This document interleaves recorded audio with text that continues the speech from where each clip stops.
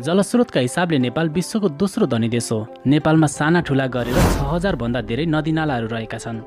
यहाँ धेरै पोखरी र तालहरू पनि रहेका छन्। त्यसैले ब्राजिल पछि नेपाल जलस्रोतमा विश्वको दोस्रो धनी देश हो। नेपालमा धेरै नै नदीनाला, खोला र झरनाहरू रहेका छन्। ती मध्येमा पनि नेपालका प्रमुख 3वटा नदीहरू रहेका छन्। ती 3 नदीहरूमा गण्डकी, कोशी र कर्णाली नदी हुन्। आजको भिडियोमा हामी नेपालका प्रमुख नदीहरू र तिनका सहायक नदीहरूको बारेमा तयार पारिएको भिडियो सामग्री प्रस्तुत गर्दैछौँ। त्यसैले यस भिडियोलाई लाइक गरी सेयर पनि गरिदिनुहोला। तपाईँको एक लाइक र एक सेयरले हामीलाई थप हौसला प्रदान गर्नेछ। आउनुहोस् सुरु गरौँ। नम्बर 1, कोशी नदी। कोशी नदी, जसलाई सप्तकोशी नदी पनि भनिन्छ, किनभने यसका 7वटा सहायक नदीहरू रहेका छन्। नेपालको सबभन्दा ठुलो नदी कोशी नदी हो। यस नदीको लम्बाइ चाहिँ 720 किलोमिटर रहेको छ। कोशी नदीमा पूर्वमा कञ्चनजङ्घा हिमालदेखि पश्चिममा लाङटाङ हिमालसम्मको पानी आउने गर्दछ। प्रत्येक वर्ष भारतको बिहारमा यस नदीले ठुलो क्षति गर्ने हुनाले यस नदीलाई बिहारको दुःख पनि भन्ने गरिन्छ। यस नदीका 7वटा सहायक नदीहरू रहेका छन्। ती नदीहरूमा अरुण, तमोर, दुधकोशी, सुनकोशी, तामाकोशी, इन्द्रावती र लिखु रहेका छन्। नम्बर 1, अरुण नदी। अरुण नदीको उत्पत्ति तिब्बतबाट भएको हो। नम्बर 2, तमोर नदी। तमोर नदीको उत्पत्ति पनि तिब्बतबाट नै भएको हो। नम्बर 3, सुनकोशी नदी। सुनकोशी नदीको उत्पत्ति तिब्बतबाट भएको हो। नम्बर 4, दुधकोशी नदी। दुधकोशी नदी दुधकुण्डबाट उत्पत्ति भएको हो। नम्बर 5, इन्द्रावती नदी।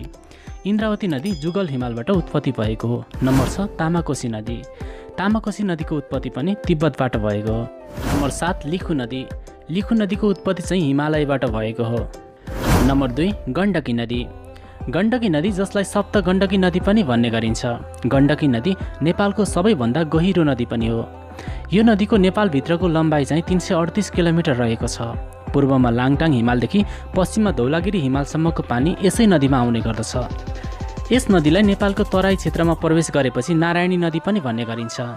गण्डकी नदीका 7वटा सहायक नदीहरू रहेका छन्। यसका 7 सहायक नदीहरूमा काली गण्डकी, बुढी गण्डकी, सेती, मादी, दरौदी, मर्स्याङ्दी यस नदीका सहायक नदीहरू हुन्।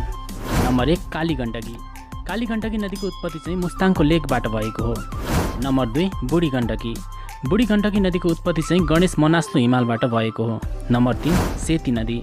सेती नदीको उत्पत्ति चाहिँ अन्नपूर्ण हिमालबाट भएको हो। नम्बर 4, मादी।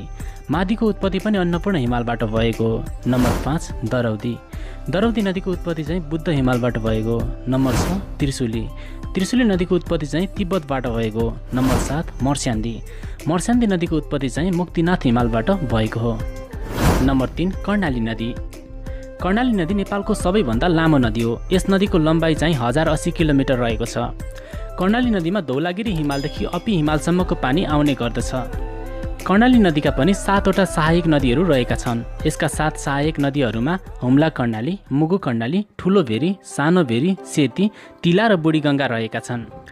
नम्बर 1, हुम्ला कर्णाली। हुम्ला कर्णाली नदीको उत्पत्ति चाहिँ तिब्बतबाट भएको हो। नम्बर 2, मुगु कर्णाली। मुगु कर्णाली नदीको उत्पत्ति चाहिँ लखातबाट भएको हो। नम्बर 3, ठुलो भेरी। ठुलो भेरी नदीको उत्पत्ति चाहिँ मुकुट हिमालबाट भएको हो। नम्बर 4, सानो भेरी। सानो भेरी नदीको उत्पत्ति चाहिँ धौलागिरी हिमालबाट भएको हो। नम्बर 5, सेती।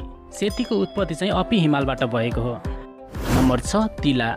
नम्बर 7, बुढी गङ्गा। बुढी गङ्गा नदीको उत्पत्ति चाहिँ जसदुल्ला तालबाट भएको हो।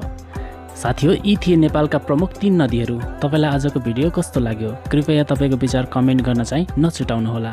हवस् त, नमस्ते।